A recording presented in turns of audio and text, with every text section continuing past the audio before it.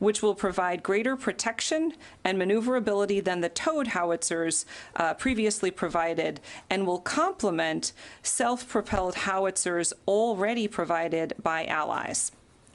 We are also providing an additional 36 105mm towed howitzers to strengthen Ukraine's layered approach to fires, as well as 105mm rounds. These capabilities will complement and work with the expanded U.S.-led training beginning this month that will build Ukraine's capacity to conduct joint maneuver and combined operations. We will ensure Ukraine has both the equipment and the skilled forces necessary to sustain its efforts to push back on Russian aggression. We are also committing 4,000 Zuni aircraft rockets, which can be mounted on Ukraine's existing aircraft to engage air or ground targets. In the category of air defense, which is still a top priority for Ukraine, given Russia's ongoing missile attacks, we are committing RIM-7 missiles. These can be integrated into Ukraine's Soviet-era tactical surface-to-air missile systems, and this provides the Ukrainians with additional capabilities to defend against Russian aerial attacks. We will continue to support Ukraine's urgent requirement for air defense capabilities to defend against Russia's brutal attacks, which, as you noticed, continued throughout the holiday season. We commend Germany for its important commitment this week to also supply a Patriot air defense battery to Ukraine. This will supplement the U.S. donation of a Patriot battery announced in December. On the ground in Ukraine, we continue to see intense fighting during this winter, especially in the east around Crimea and Bakhmut. Ukrainian forces are showing an undiminished will to fight to defend their country. Ukraine will continue fighting through the winter with the backing of a large coalition of nations, and we continue to encourage allies and partners to make additional donations to bolster Ukraine's combat and air defense capabilities. The United States has now committed more than $24.2 billion in security assistance since Russia's full-scale invasion last February, and we will continue to support Ukraine for as long as it takes. Thank you, and I look forward to your questions. Thank you very much, ma'am. We'll start with Associated Press, Lita Beldor. Hi, thanks a lot. I guess a question on the Bradleys.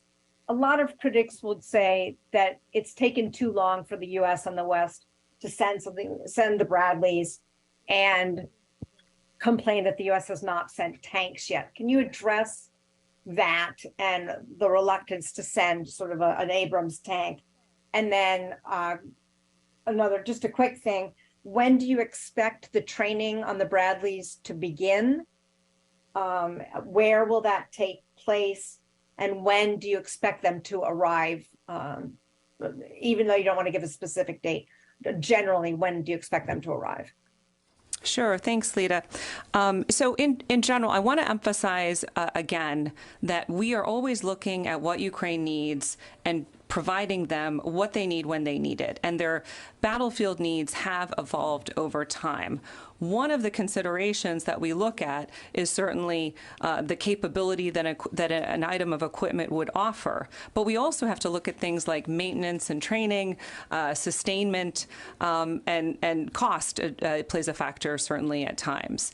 In the case of the Bradley, what you are seeing is a recognition that this is the right time for us to provide this armored capability. This is the right time for Ukraine to take advantage of its capabilities to change the dynamic on the battlefield. And from a maintenance and sustainment standpoint, and this is really important, the Ukrainians have demonstrated a lot of growing proficiency in maintenance and sustainment, both within Ukraine and relying on new systems that we have set up with our allies and partners to provide what we call telemaintenance in many instances. So at this point, the Ukrainians really are set up for success once we are able to train train them on this system.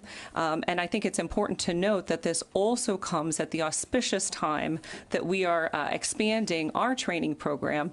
Many of you have heard about our launch that will happen later this month of new combined arms training. So we will be able to enable the Ukrainians to take advantage of this capability.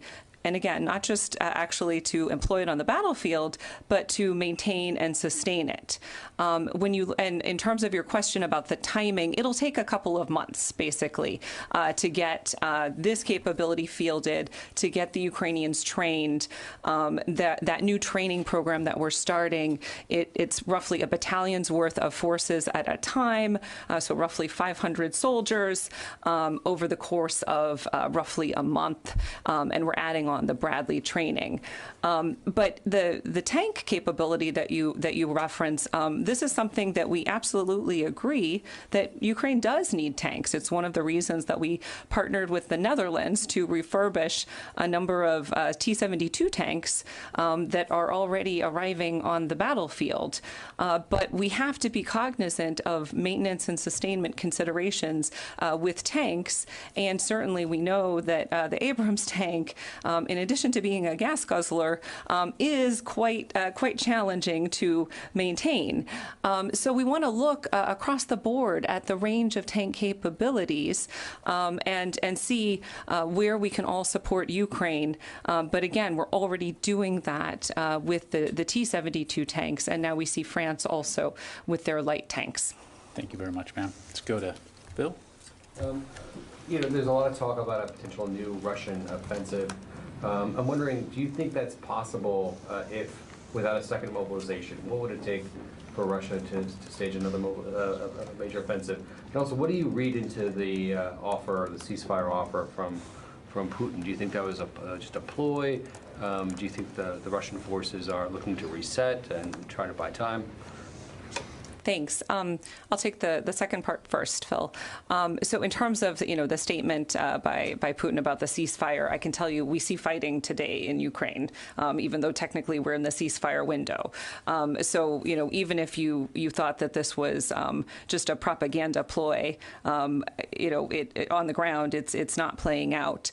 And in terms of this notion of arrest and refit, certainly we do assess that Russian forces are in dire need of rest and refit. But the short span of time for this ceasefire is not consistent with that. So once again, it's a statement from Putin that we have to take with a grain of salt. This is the same man who said he would not invade Ukraine. So in terms of your broader question, though, about what we can expect to see on the battlefield in the kind of near to midterm, I think you will see Russian forces, trying to advance, trying to mobilize what they can. In the case of what we've seen in Bakhmut with Wagner's forces, in many cases it's conscripted, convicts on the battlefield. So I think you'll still see Russia trying to employ this tactic of just sending wave upon wave of forces to try to gain what end up being very marginal territorial gains, whether you're talking, meters or miles. It really isn't substantial. And I think we'll still see more of that. But I think you will also see this dynamic of the Ukrainians as we are training them, as they are, making use of this new equipment by the U.S. and the allies. We will see the Ukrainians also able to move forward and to change this dynamic on the battlefield. And that's what we're focused on. Just to follow up, a second mobilization, would that be militarily necessary for Russia to make more than very incremental gains? And also, do you believe that the Russians still have the desire to retake, big swaths of Ukraine? I assess that that Putin has not given up his aims of dominating Ukraine and continuing to acquire Ukraine's territory. So I do not think his aims have changed. But the reality of Russian weaknesses, the Russian armed forces' weaknesses, has collided with those aims.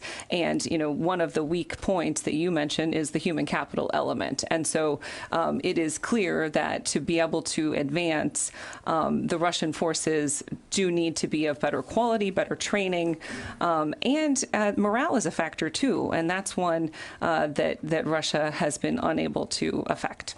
And if I can just add on to that, to Dasdy Cooper's point, just adding more people is not going to address some of the systemic issues that the Russian military has faced throughout this campaign. In fact, it makes it more difficult to conduct operations. And so while in places like Bakhmut, where you see Russia conducting offensive operations and making some of those incremental gains, largely along that front line, they have dug in to defend the lines and defend the territory that they had taken. And so as you look at the U.S. and the international response by providing the equipment and importantly now the training that we're providing, it does afford Ukraine an opportunity to change the equation on the battlefield and gain momentum and defend, not only defend their territory, but hopefully take back territory. And so this is part of that ongoing effort to support them in that larger campaign. Okay, let's go to Jen. What impact is the lack of a Speaker of the House and a lack of actually a House of Representatives right now having on your ability to supply Ukraine with weapons or carry out the work in Ukraine? I'm still pushing forward, providing the Ukrainians what they need when they need it. So no impact? My day-to-day is not affected right now. Thank you. Let's go to Patrick Tucker at Defense One. Hi, thanks for doing this. I wonder if you could speak really briefly to how you plan to backfill the Bradleys. Are there going to be new contracts for new Bradleys, or how are you going to address the backfill needs given today's announcement?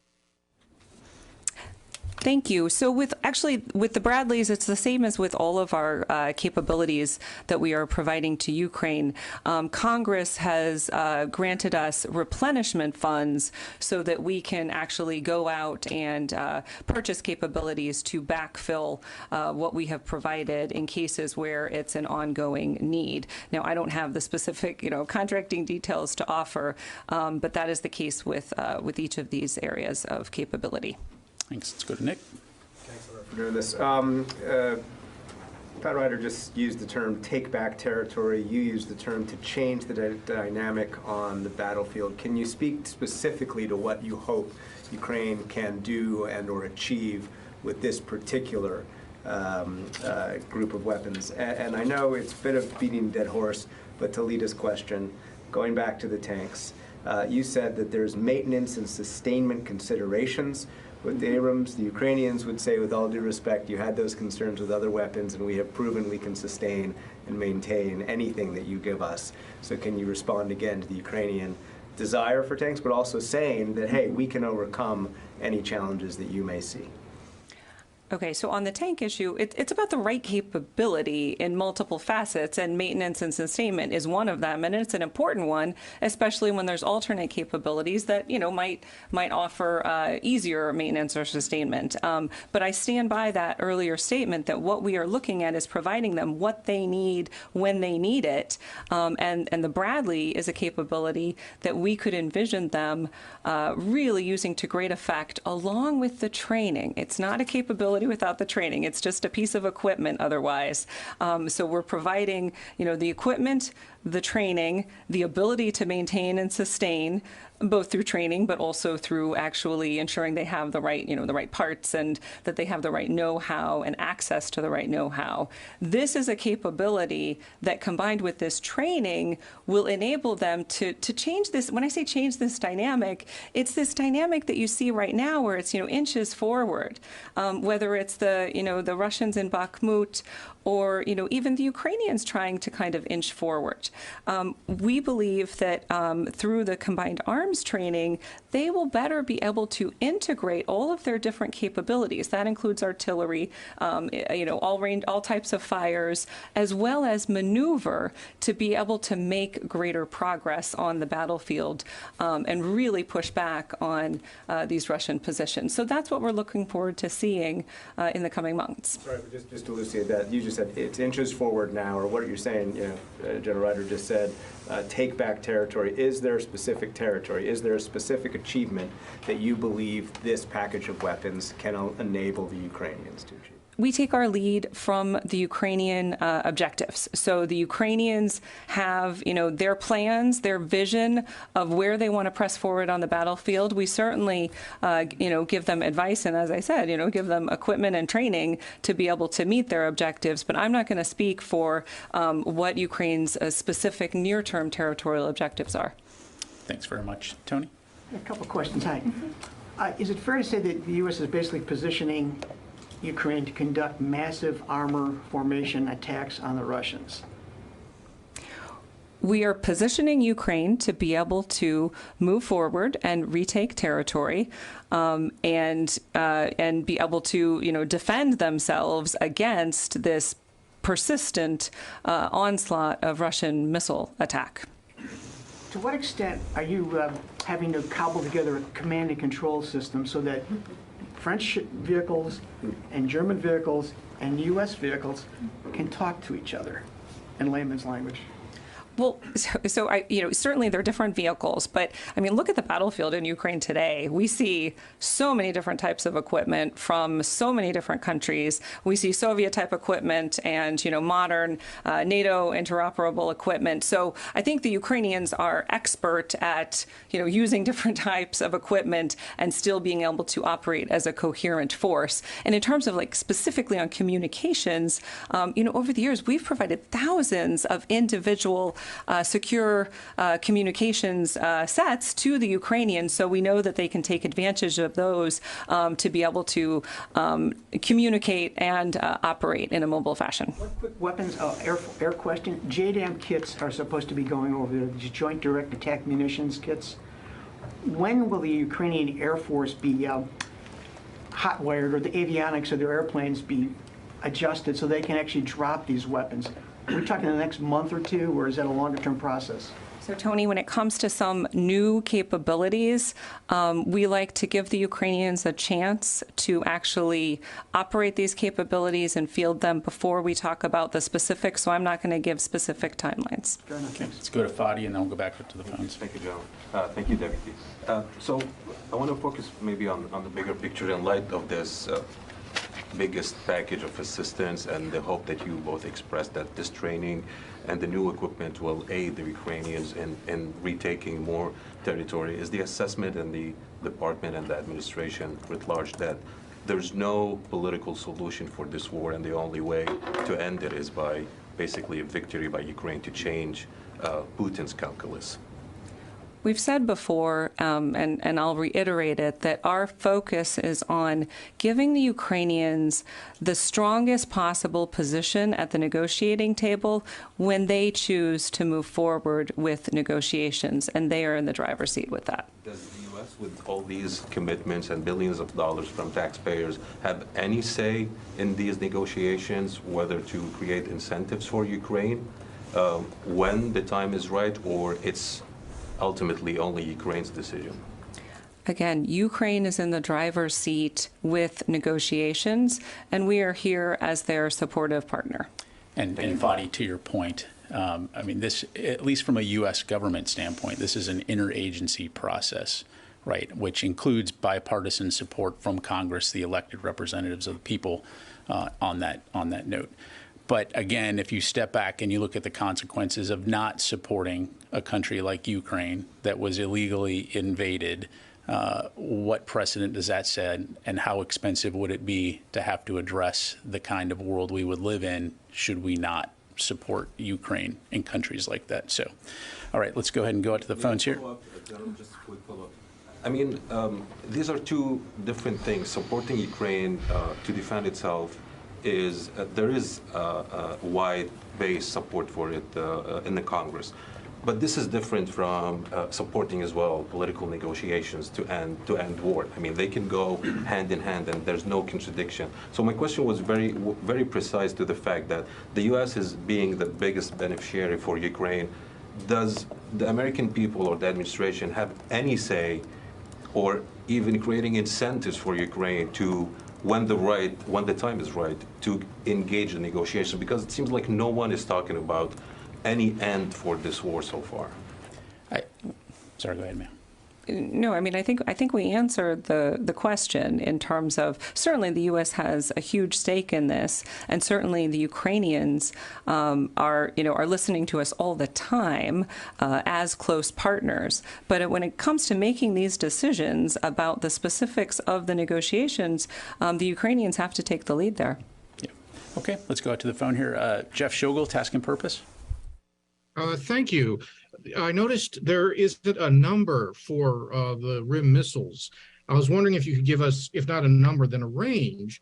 And also, Foreign Policy is reporting that the Kremlin is concerned that a foreign government could launch a psychic attack on Kremlin officials. Does the U.S. government have any weapons or personnel who can get into the enemy's thoughts? Psychic. What was psychic attack? Okay. So on the missile, you'll notice that when we provide air defense missile capabilities, we do not give numbers. That is for operational security reasons, and we will maintain that tradition with this package. And I have nothing on your second topic. Thanks, Jeff. Let's go to Matt Seiler, ABC. Hi, thank you. Ms. Cooper, you told one of my colleagues earlier that the lack of a House Speaker doesn't concern you at the moment. I had a related question. Bloomberg reported today that Kevin McCarthy is in discussions over a deal to help secure support for that role among Republicans that could include a $75 billion cut to defense spending. I just wanted to ask you if that's something, the prospect of such a cut is concerning, and how that might affect your ability to support Ukraine. Well, thanks. I could tell you that we have enjoyed tremendous bipartisan support for Ukraine's security assistance. And, while I certainly would imagine that the details of that assistance will evolve over time, I still would anticipate, strong support from the U.S. Congress. And we will continue to partner with the Congress and ensure that we are working with them to address our national security needs, to include by protecting Ukraine's sovereignty. Let's come back here, Mike. Yeah, could you assess the relationship on the battlefield between the Wagner group and the Russian mainline military? Are they working together? Are they working at cross purposes? Are they fighting each other rather than fighting Ukraine? I mean, there seems to be two military forces. It violates, unity of command and, bunches of other principles of war. I was wondering, how does the Pentagon assess the relationship between them? Well, I can say it certainly isn't, a traditional unit relationship like you would see with other units of the Russian military. But at the same time, Wagner is not this completely independent entity. It is certainly operating as part of an overall Russian military invasion of Ukraine with the support, cognizance, and leadership of Russian leaders, Kremlin leadership, and military leaders.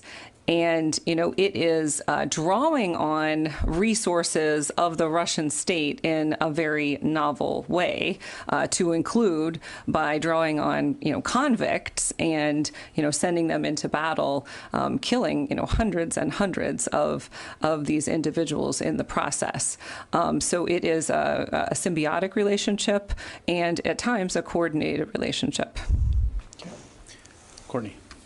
I want to ask one more time about on this package, because I was struck when, I think it was Lita's question at the very beginning when you, Ms. Cooper, when you said that this is the right time for the Bradleys. And I'm still just not clear. I mean, the thing that really stands out to me about this package is there's a lot of vehicles that are just basically people movers. I know the Bradleys have the tows, but they also, unlike a tank, can move people around. And then you have 200 vehicles for moving people. So why is it the right time? What is the capability, or what are you looking at that the Ukrainians are planning to do on the battlefield that they need to be moving people around? Okay, so again, when I talk about, changing that dynamic on the battlefield and enabling the Ukrainian armed forces with additional capability, it is so that they can not just, apply artillery to a given position, but can also integrate with maneuver and actually be able to regain territory. And the Bradley specifically has formidable anti-armor capabilities that will work against, every kind of armored capability capability that Russia has fielded in Ukraine. But the Ukrainians need more than that, and that's why you see us surging other types of mobility capabilities, not just the United States again, but also allies. Okay. Oren, and then we'll go to Wafa. Two different questions. First, on the RIM 7s, what platform will the Ukrainians use to launch them? Have you adapted them to work with S-300s or something like that? And how long did that take? Because that's not something you just do overnight. And then the second question, completely different. I was wondering if you could give an overview of what changes you've seen on the battlefield now that Russia's new theater commander has been in for I think, a couple months at this point, General Surovikin. Okay, so on the first one, the RIM 7 will integrate with the Buk system. So this is a Soviet-type system, but the S-300 you mentioned, that's strategic range, whereas the Buk is a shorter range system. It is a creative solution that did require some engineering finesse, but we're very pleased that it will work for the Ukrainians. In terms of changes since Surovikin took command, there's been a lot of dynamics on the battlefield, and it might be hard to attribute them to Surovikin himself. But I would say that one of the more notable developments, of course, before the holidays was the return of Kherson to Ukrainian control, and that withdrawal of Russian forces that occurred. And more recently, it's that surge with Bakhmut of Wagner forces. So in the recent past, we've seen that Wagner is advancing at a more rapid clip than any other unit in the Russian military. Time for a few more, Wafa. No. Thank you, ma'am, for doing this. So obviously the price tag of this security is getting bigger with each package, and also the debate here in Washington about how until when this assistance will continue is growing also. If you can talk a little bit more about the strategic gain the United States is obtaining from this war, and if it's worth the cost. Thank you. I would say that, from an overall strategic perspective, it is hard to emphasize enough the devastating consequences if Putin were to be successful in achieving his objective of taking over Ukraine. This would rewrite international boundaries in a way that we have not seen since World War II.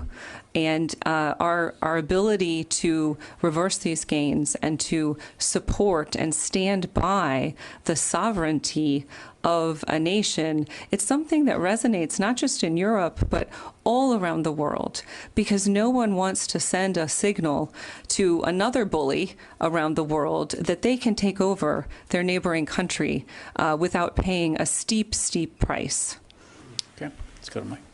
The Sea Sparrows, you put them on the Buks. That's a proliferated system. That's a ground-to-air capability now. Is that going to have a severe impact on Russian drones, cruise missiles, or is it going to be a little bit of trimming around the edges? That's the first one. And then the second is, should we think of these 50 Bradleys as the first tranche?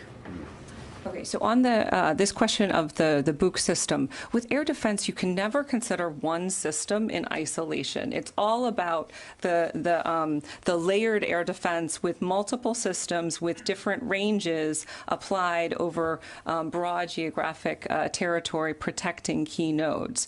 So, Buk is an important system at the for short range, and the Ukrainians, I'm sure, will be masterful at employing this new missile on this system that they are very familiar with. But it's only in concert with these other capabilities that the Ukrainians can continue to successfully shoot down this withering attack of, by cruise missiles and, Iranian-purchased drones and other threats from the air. And I forget the other question. 50 Bradleys is at the start. Oh, we're always looking at what comes next. So I'm not going to say that this is the end, but I'm also not going to say that it's the start. I'd go back to the allied piece, and to preview for you, we do have later this month another one of our Ukraine Defense Contact Group meetings where Secretary Austin gathers 50 defense ministers, and they consult with the Ukrainian leadership, with Minister of Defense Reznikov and his team about Ukraine's needs. Well, the fact that we're already seeing these very major contributions being announced by Germany, the Patriot and the Martyr, by the French and others, we would certainly expect to continue to see additional announcements either in the lead up or as in conjunction with the Ukraine Defense Contact Group. So again, I wouldn't just look at the United States for these capabilities, but look at the broader picture. On allies, there's 11 countries that have 11 countries have Sea Sparrows. Do you expect some other countries to start donating from their magazines as well? I don't have any specific information on that particular capability, although I do have a very long list of capabilities that allies have, but off the top of my head, I'm not sure. Right, let's go to Howard Altman, and we'll do the last two questions here in the room. Thanks, appreciate it. Can you tell me which version of the Bradley that Ukraine will be getting, and then talk about provisions for spare parts for that? Thanks. I think I just heard with the version of the Bradley, it's the M2A2 Bradley. And I think you said spare parts, and yes, we are providing spare parts again, and support for maintenance. Okay. Sir. On the Zuni rockets, can you detail that capability a little bit more? And along with the recent JDAM provision, there seems to be a shift to provide Ukraine with some air strike capabilities. So why is that? Was that decision made now to give these rockets and these guided munitions? And what can they do with the Zuni rockets?